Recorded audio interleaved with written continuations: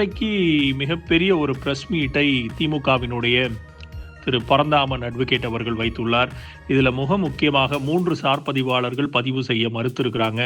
அதுக்கப்புறமும் அருகில் இருந்த சார் பதிவாளர் அலுவலகங்களை எல்லாம் விட்டுவிட்டு 64 கிலோமீட்டர் தள்ளி கொடைக்கானல்ல இருந்து சார் பதிவாளரை கூட்டிக் கொண்டு வந்து பதிவு பண்ணியிருக்காங்க அப்படிங்கிற அந்த உண்மையையும் கூறியிருக்கிறார்கள்.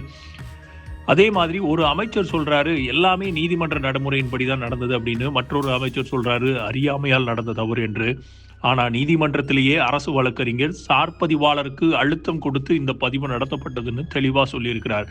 அப்படின்னா எது உண்மை அப்படிங்கிறதையும் திரு பரந்தாமன் அவர்கள் கேள்வி எழுப்புகிறார். இதுல எவ்வளவு பெரிய முரண்பாடு இருக்கு பாருங்க. இதெல்லாம் பார்க்கும்போது இதுக்கு பின்னாடி பெரிய முறைகேடு நடந்திருக்குமோன்னு சந்தேகம் வருது அப்படிங்கிறதையும் திமுகவினுடைய அட்வொகேட் தரப்பு கேள்வி எழுப்புகிறது. இதையடுத்து மற்றும் ஒரு சர்ச்சை இந்த விவகாரத்துல கடுமையாக விமர்சித்த சிலர் மீது போலீஸ் நடவடிக்கை எடுக்கப்பட்டதாக சமூக வலைதளங்கள் மற்றும் அரசியல் தரப்புகளில் குற்றச்சாட்டுகள் எழுந்துள்ளன. இங்கே முக்கியமான கேள்வி, ஒருவர் தவறான தகவல் பரப்பினால் சட்டப்படி நடவடிக்கை எடுக்கலாம். ஆனால் வெறும் அரசியல் விமர்சனத்திற்காக நடவடிக்கை எடுக்கப்பட்டதா அப்படிங்கிறத நீதிமன்றம் குற்றச்சாட்டாக வைத்துள்ளது, அல்லது சட்டவிரோதமாக செயல்பட காரணமாக இருந்தனரா அப்படிங்கிறதையும் பார்க்கணும்.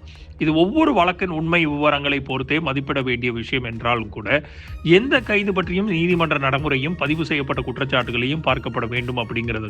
ஜனநாயகத்தில் அரசை மட்டும் பாராட்டுவது மட்டுமே உரிமை மட்டுமல்ல, அதே போல் அரசை விமர்சிப்பதும் ஒவ்வொரு ஜனநாயக பூர்வமான மக்களுக்கு மிகப்பெரிய ஒரு உரிமையாக இருக்கிறது. விமர்சனமும் அவதூறும் தவறான தகவலும் இந்த மூன்றில் இருக்கும் வித்தியாசத்தை இந்த அரசு உணர வேண்டும். சட்டம் அந்த வித்தியாசத்தை அடிப்படையாக கொண்டு மட்டுமே செயல்பட வேண்டும் அப்படிங்கிறதும் இங்க மிக முக்கியமான கேள்வி.